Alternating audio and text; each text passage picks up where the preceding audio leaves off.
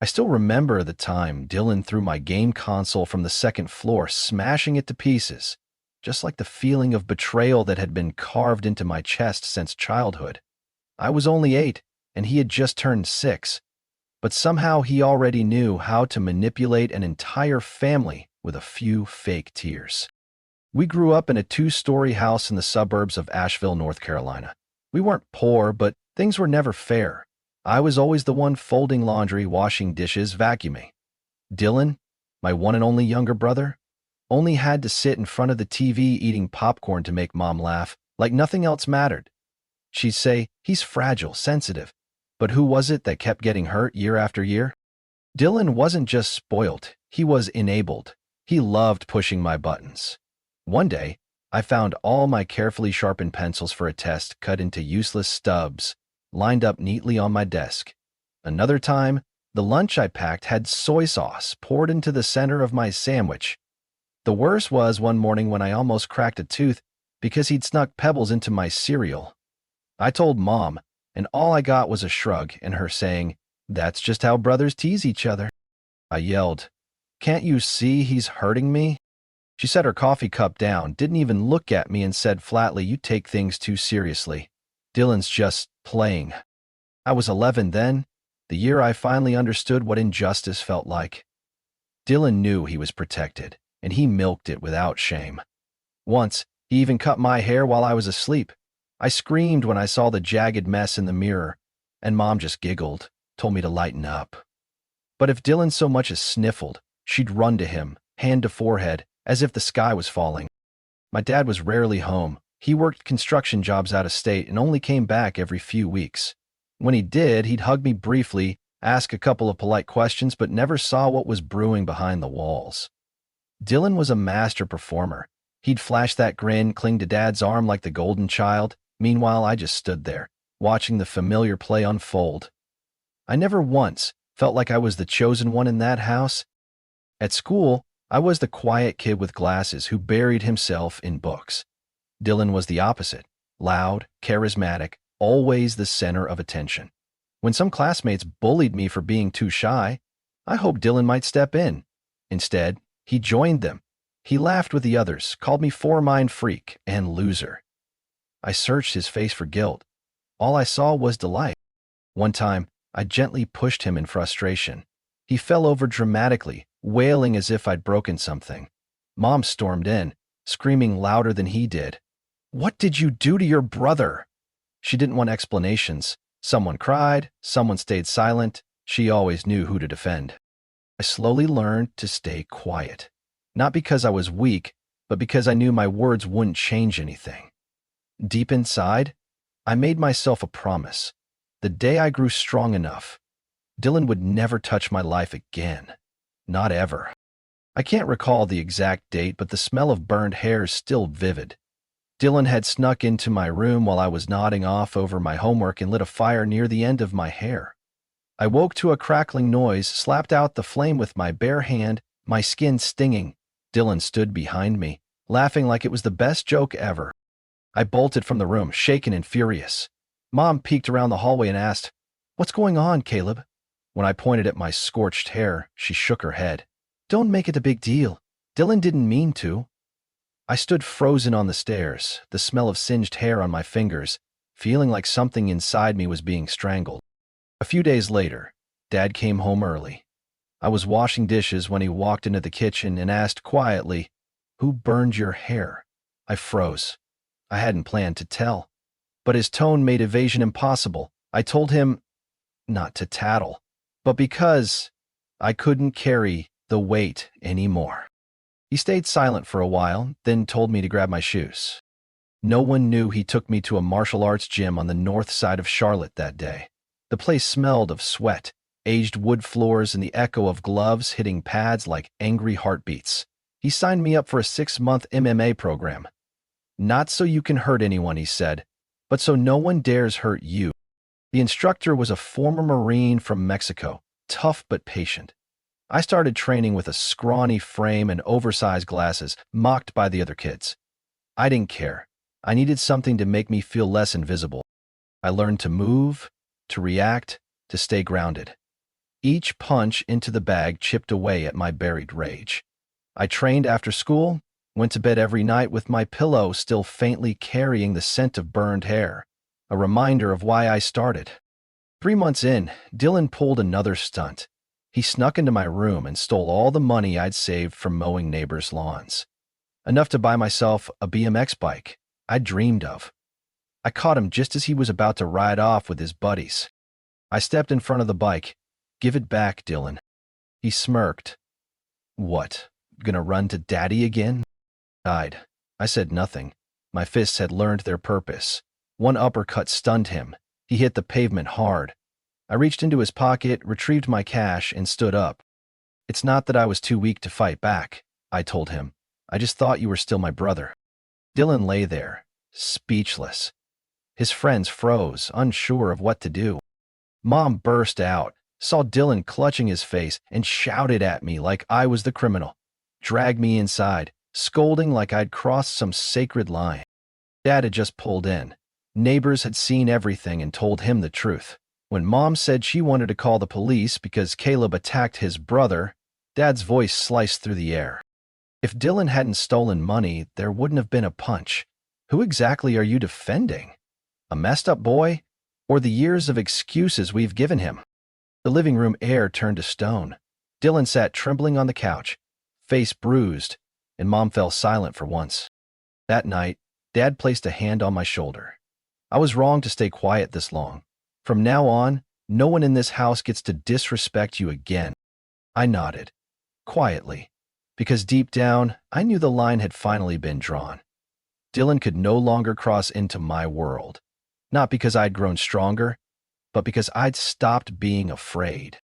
I left the Asheville house on a mild August morning. The sky was soft. The air wasn't hot, but I burned inside. After years of swallowing resentment and tears, my scuffed plastic suitcase finally made it into the trunk. Not for vacation, but a one-way escape. I got accepted into the finance program at Wake Forest University, the same school Mom once said was too far-fetched. My dorm room was on the 3rd floor. No air conditioning, but I slept better than in any of the 18 years under the same roof as Dylan. No locked drawers. No waking up to laughter behind doors. Each morning, I made coffee with a cheap machine and told myself, from here on out, I get to choose. College life wasn't easy. Tuition, textbooks, meals. Every dollar had to be stretched. I worked in the library, picked up weekend shifts at the nearby cafe, but I never once felt drained, because I was finally living for myself, no longer a shadow in my own home. Karen entered my life while I was waiting in line for a sandwich at the dining hall. She turned, squinted at me, and said, "You've been standing behind me for 10 minutes and haven't even asked for my number?" I turned red. She laughed, eyes twinkling like embarrassment didn't exist in her world. We started dating right after. She majored in psychology, grew up in Wilmington, had soft curls and a calm voice that carried strength.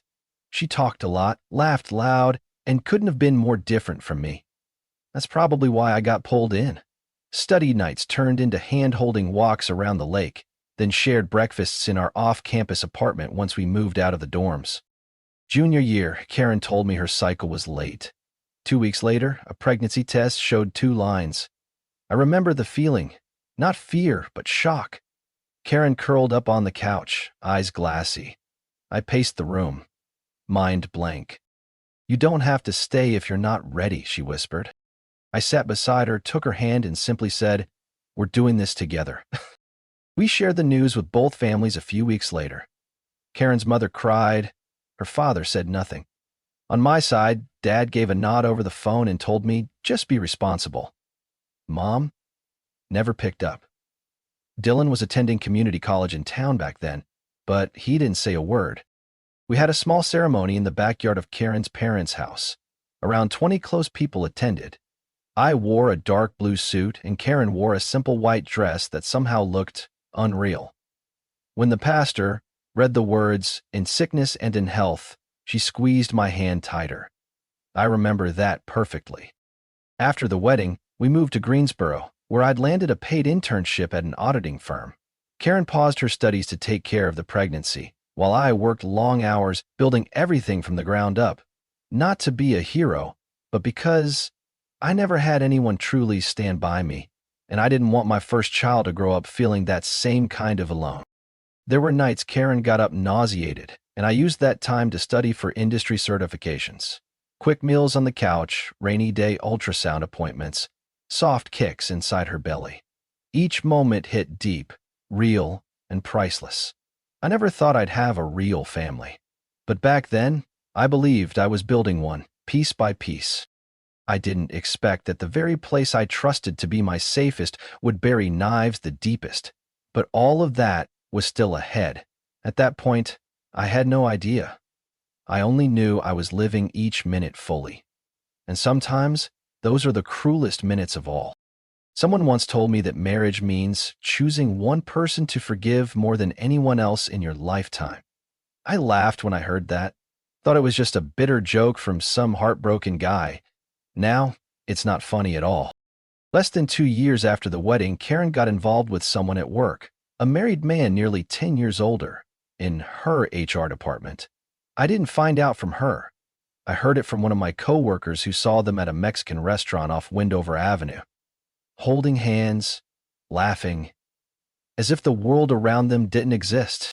I didn't believe it, not because Karen wasn't capable of it, but because I didn't want to believe the life I'd built from nothing could unravel so easily. I came home and said nothing. She was watching TV, wrapped in a towel after washing her hair. The scent of conditioner still lingered in the air. "What should we eat tonight?" she asked casually. I sat across from her, placed my phone on the table. The screen showed a blurry photo, but clear enough to crush my chest. Karen looked at it, blinked once, twice, then sighed. No denial, no excuses. It was just a few times.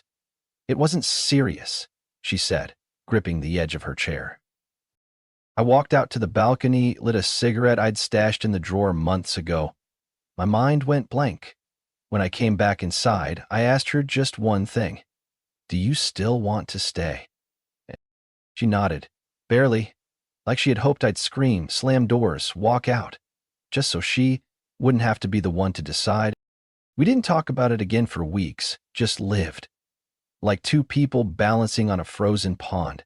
I slept less, checked her messages more, learned to read her face like a language. Trust, once cracked, never heals perfectly, but for the sake of our son, I swallowed it. His name was Aiden. Every time I saw him asleep, tiny hands folded like he was praying. I thought if I left Karen, I'd lose him too. I couldn't bear that. Time passed. Some nights Karen came home late with excuses like monthly reports or end-of-quarter meetings. I didn't question her. I was scared the next answer would destroy me further. One fall, 4 years into the marriage, Karen said she wanted to visit her family in Georgia. A 3-day trip. I agreed, dropped her at the bus station, gave her a light hug, and went home. For 3 days, it was just me and Aiden. We ate cold sandwiches, built a blanket fort in the living room, watched cartoons until midnight. I thought things were okay. But her ex from high school lived in Georgia, the one her parents once disapproved of for being going nowhere. He was still around, still texting. I found the messages while Karen was asleep. No code names, no hidden folders. "Do you remember the last time we were together?" The message flashed across the screen like a blade. There were no photos, no videos, but I could fill in the blanks. Karen woke up in the middle of the night and saw me sitting at the kitchen table with her phone lit. She stood still for a moment, then walked into the bathroom without saying anything. When she came out, I asked directly, "Anything you haven't told me?"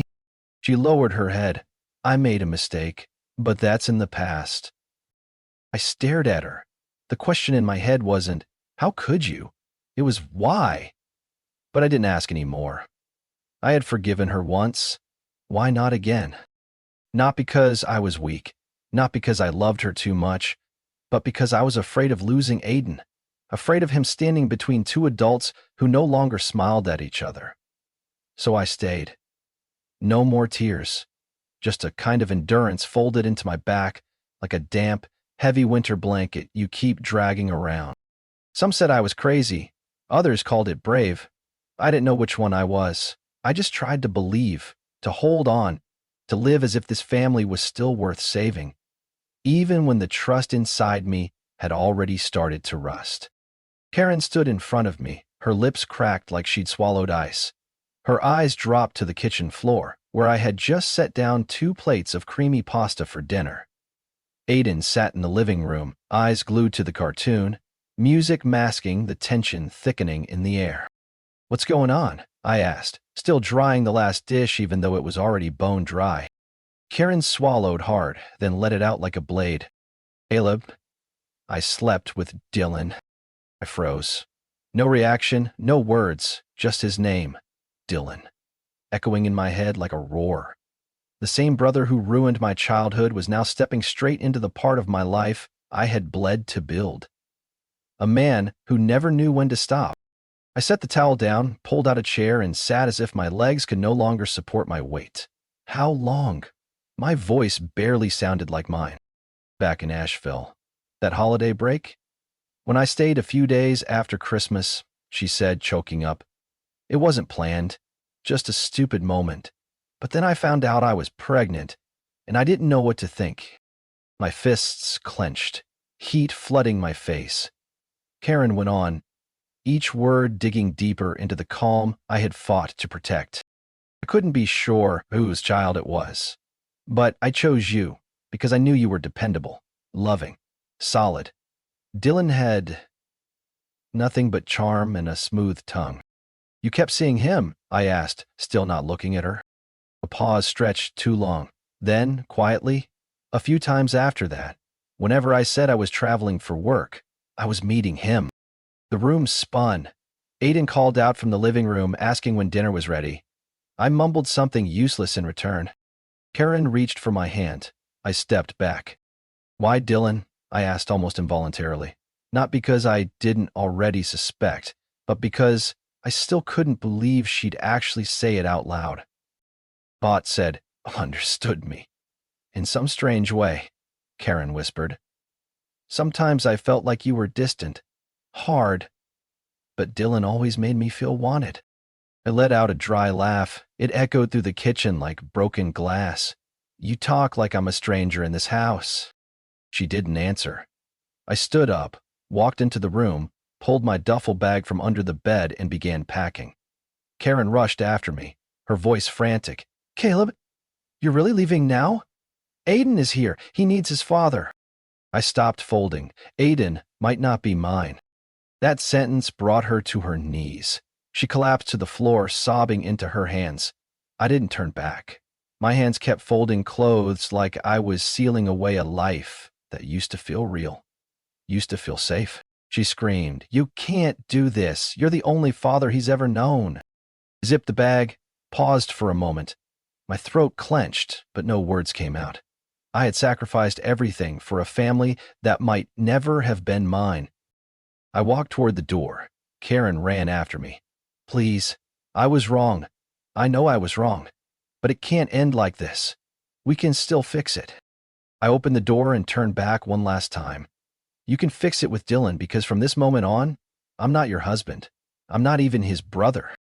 Karen stood frozen, tears streaming, but what stayed with me wasn't her face. It was Aiden's eyes, wide and confused as he watched me drag my suitcase to the door.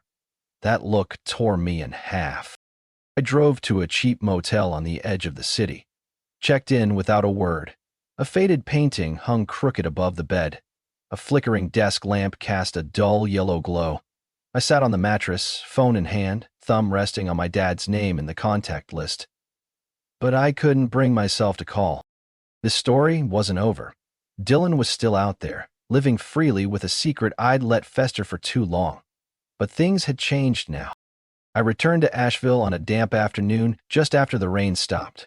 My parents' house sat still on the old hill, its gray shingles streaked with water, the white fence now yellowed with age. I parked in the driveway and looked through the living room window, its golden light glowing like nothing had ever happened. Mom opened the door. She hugged me tight. "You've lost weight, Caleb. Come in, I made stew." I stood still for a moment, then stepped inside without saying a word. Dad was reading the paper at the dining table. He looked up when he saw me, nodded, folded the paper, and set it aside. I sat down without waiting to be invited. Mom laid out bowls and began ladling soup. I kept staring at the empty seat across from me, the one Dylan used to fill, laughing as he spun false stories, playing the perfect little brother I could never quite become.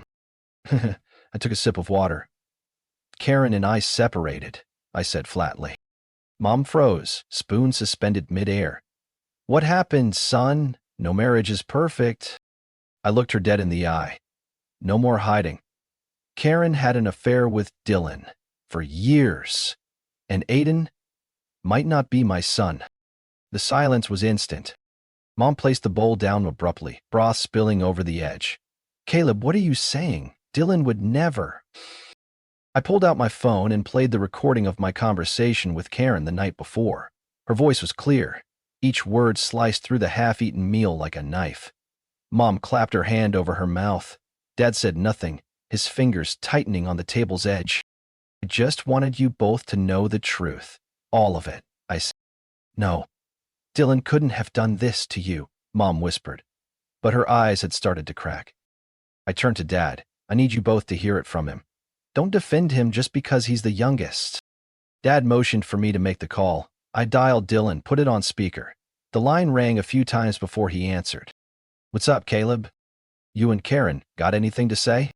Dylan paused, then let out a laugh. What are you talking about? Still bitter that your sweet little wife picked me? I didn't answer. Mom grabbed my sleeve, trembling. Dad sat upright, eyes fixed ahead. You think you're better than me. Always playing the perfect son, but your wife still chose my bed. Again and again. You're just the runner-up. Dylan's voice dripped with arrogance. I hung up. There was nothing more to hear. Mom collapsed into her chair, eyes filled with disbelief. No, it can't be.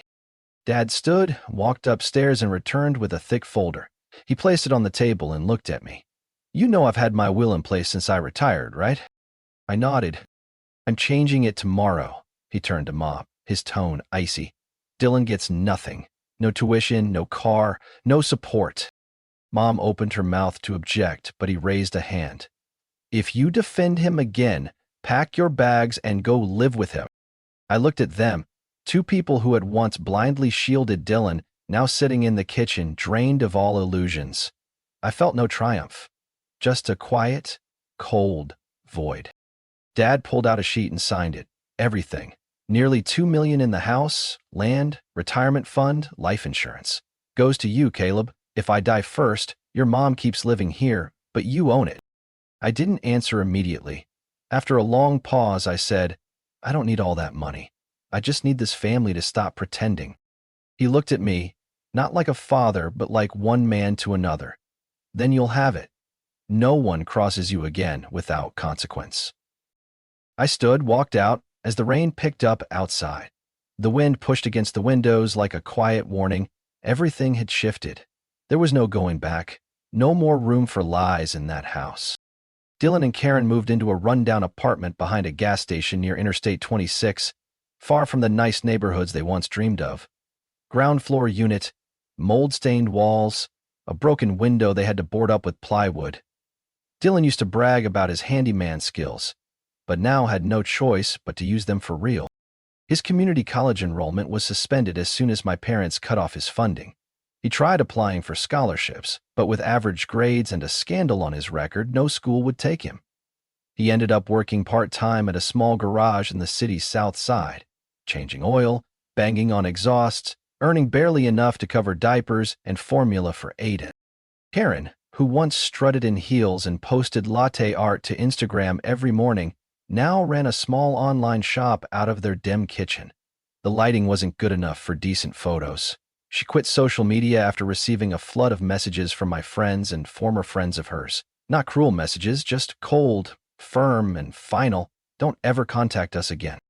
As for the rest of the family, the ones who once called Dylan brilliant and Karen wife material, vanished. At the next Christmas gathering at my uncle's house, same as every year, no one said Dylan's name. Even the holiday card only had my name and my parents. No Karen and Dylan's family. One afternoon, while I was washing my car in the driveway, Karen showed up. Her eyes were tired, her hair tied up sloppily, face gaunt. She stood outside the gate, holding Aiden's hand. He'd grown, but his eyes were still wide like always, now laced with a strange uncertainty. Caleb, her voice trembled. I'm not here to cause trouble. If possible, I'd like you to keep seeing Aiden. I paused, wiped water off my wrist with a towel, and stared at them through the iron fence. You're the only father he's ever known. I know I messed up, but Aiden didn't do anything wrong. I looked at the boy. He looked back in silence, then turned to Karen, gripping her shirt like he sensed something bad was coming. My chest tightened in a way I couldn't quite name.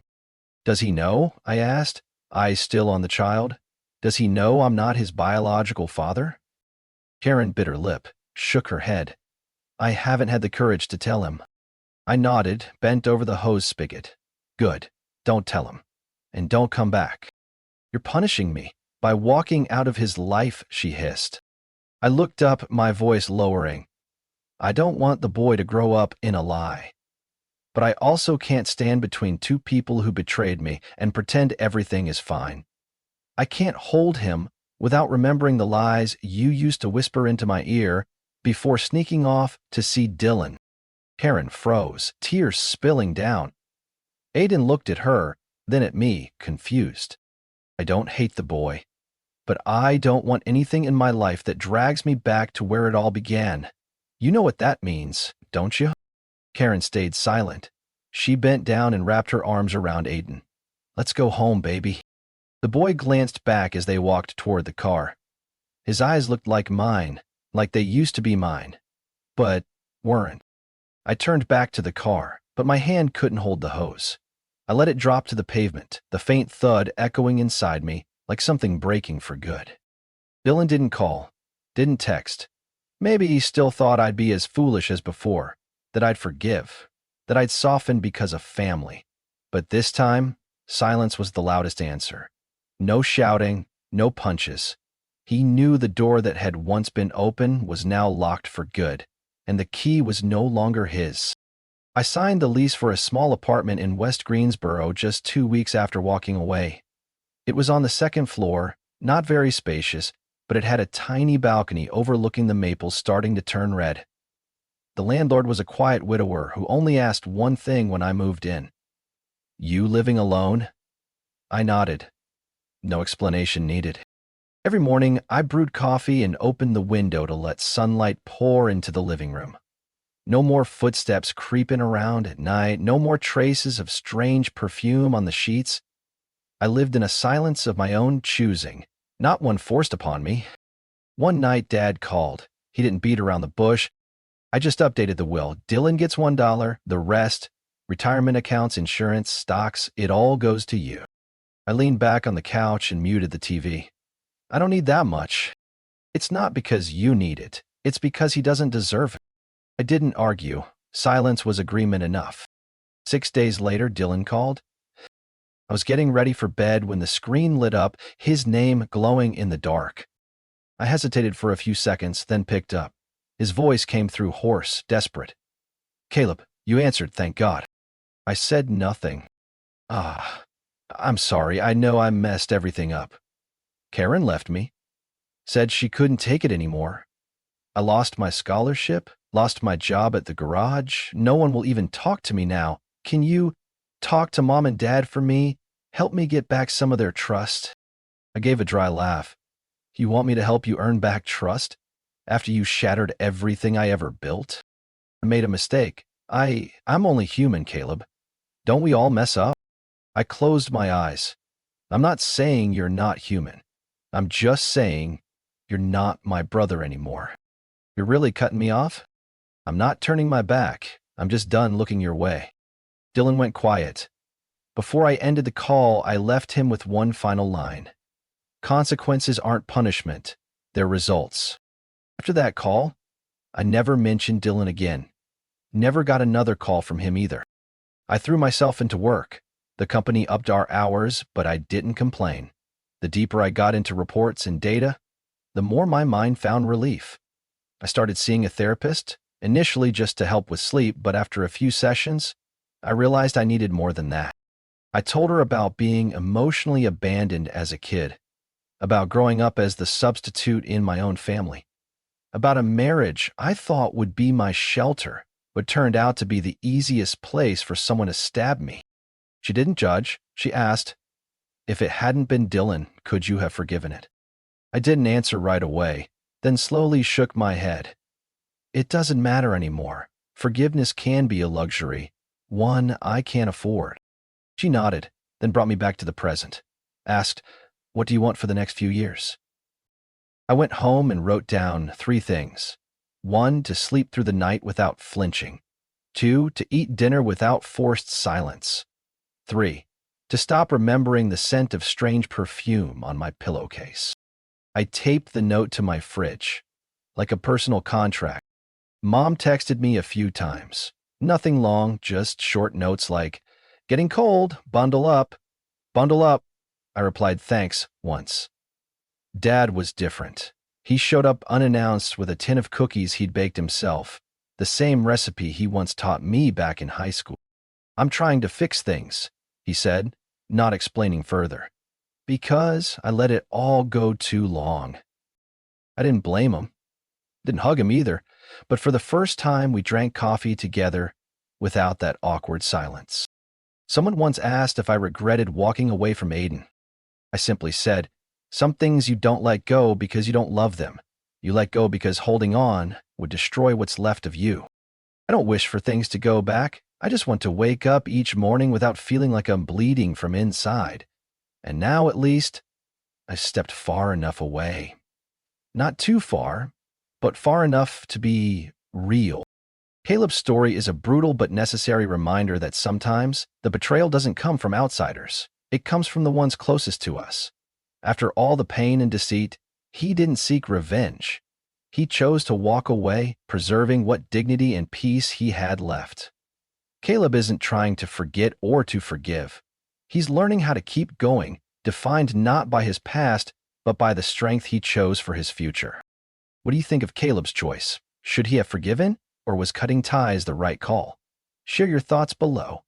Don't forget to follow the channel for more powerful and emotional stories about family and life.